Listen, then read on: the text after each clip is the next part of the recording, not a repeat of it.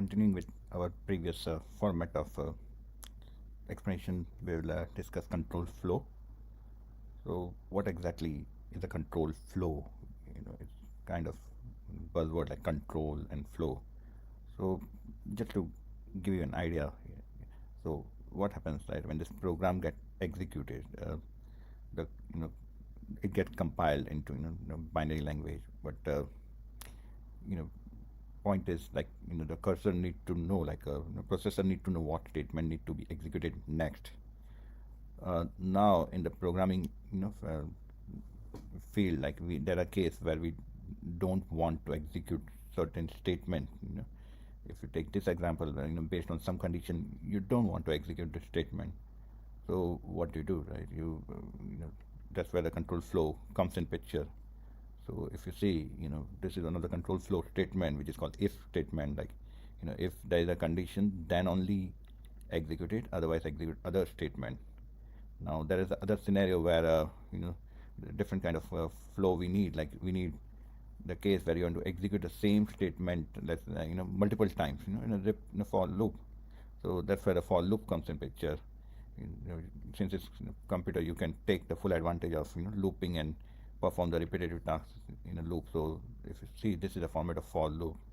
The first part is mainly the initialization of a counter variable. So in this case, it's I'm initializing it to 0.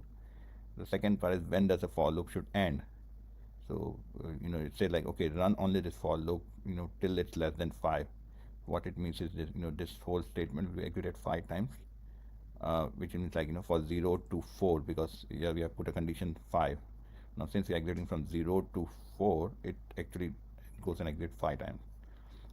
The last statement, the last part in this for loop is the how much step I should increment.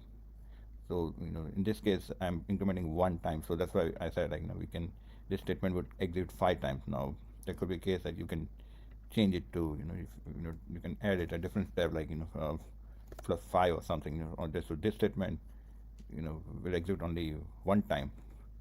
So you can use this to change that number of steps in for loop get executed. Then the last important statement is a switch statement. Now switch statement is similar to if statement. If you see, if statement as a if then else, so this is good when you have like two conditions alone, like if this then do. But if you have a multiple choices and you want to perform the different statement based on the choice, so multiple choice, that's where you can use a switch statement. And the idea here is the statement here is switch on day. So what it means is at the top level you specify the statement, and then below, if we specify the different conditions, when the day is in the Monday, then do this. When the day is Friday, do this. So if you see, the code becomes keep very clean, and you can execute the same thing using if, but it just becomes very complex to execute. And just to get a feel of it, I can run this program and the same way what I did before, using debug anonymous window. So now we follow the same pattern. So in this case, I'll clean up the previous history, and I will call a control flow demo. Control flow demo dot demonstrate. You can just copy paste this whole thing. Again, remember, this are a static method, so I can directly attach it to class, straightforward, and execute it. If I click execute, if you see, it gives an error, which is a good thing. So errors are good. It helps to understand what is going wrong. Now before we even execute it, let's just save this code. Maybe the code is not saved. If you see, the reason I say the code is not saved is because if you see the star color, right, star mark, it just means that code is not saved. So click on save. When you save it, the star mark will go away. See, it went away. Maybe we can try executing it now and see what happens. I click execute. Again, see there's some error. Okay, so I think I know the mistake. I selected it and maybe didn't like it.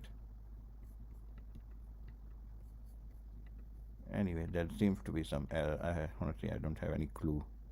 Mm, Usually, it should get executed straightforward. There seems like something going wrong on the server side.